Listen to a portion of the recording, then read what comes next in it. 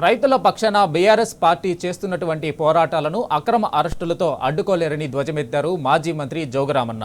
1 ఎకరానికి కూడా నీరు అందించలేని సీఎం వైఖరిని ఎండగట్టారు. ఆదిలాబాద్ జిల్లా పర్యటనతో రేవంత్ మరోసారి దిగజారుడు రాజకీయం చేస్తున్నారని మండిపడ్డారు. సీఎం పర్యటనను నిరసిస్తూ శాంతినగర్లోని జోగురామన్న నివాసంలో నల్ల బ్యాడ్జీలతో నిరసన వ్యక్తం చేశారు.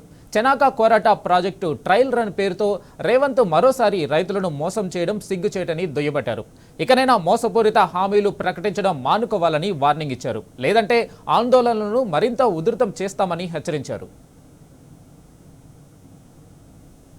కోట్ల రూపాయలు మా కేసీఆర్ గారి ప్రభుత్వంలో ఖర్చు పెట్టినాం. ఇంకా ఖర్చు పెట్టి పూర్తి చేస్తే 50,000 ఎకరాలకు నీళ్లు వస్తాయి.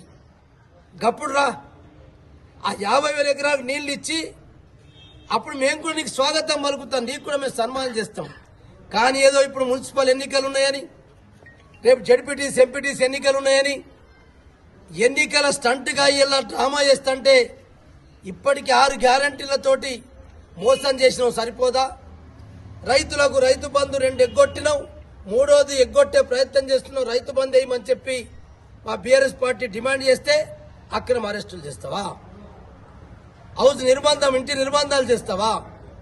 ఇట్లా ఆగుతుందా? ఇది ప్రజాస్వామ్యంలో ఇది ప్రజాస్వామ్య కూని కాదా? ఇది ఎక్కడ ప్రజాస్వామ్యం? అప్రజాస్వామికంగా నువ్వు పోలీసు నీకేదో అధికారం ఉందని, నా చేతిలో పోలీసు ఉన్నదని పోలీసులు పెట్టించి అక్రమ అరెస్టులు చేపిస్తాం, అక్రమ నిర్బంధాలు చేస్తాం. ఆగుతుంది? ఇది ఆపగలుగుతావా? నీ తాతది తండ్రి తరం కాదు రేవంత్ రెడ్డి. సిగ్గుతోటి తల వంచుకొని ఇలా ఏం చేసినావు? ఆఖరికి బండ పెడితే నీ బండలు పంపిస్తాం, ఎమ్మెల్యే ఇంటికి బండ పంపిస్తాను చెప్పినాం, ఎంపీ ఇంటికి అదే బండ పంపిస్తాను చెప్పినాం. ఇప్పుడు ఆ బండలు పెడతలేవు, ఐలాన్ కట్టినావు. ఇవాళ బీఆర్ఎస్ పార్టీ హెచ్చరికతోటే ఇవాళ అక్కడ స్టోన్ పెడతలేవని తెలిసింది. ఇప్పుడు అంటే భయపడి పెడతలేవు కదా, అంటే నువ్వు స్టోన్ కొరకేస్తున్నట్ట. ఇంత ఆరుబాటం ఇంత ఖర్చు పెట్టి ఇలా ప్రజాధనాన్ని దుర్వినియోగం చేస్తున్నావు కాబట్టి నీ కార్యక్రమాన్ని అడ్డుకుంటామని చెప్పినాం. అడ్డుకుంటామని ఎందుకు చెప్పినాం? ప్రజాధనం దుర్వినియోగం చేయడానికి నీకు హక్కు లేదు.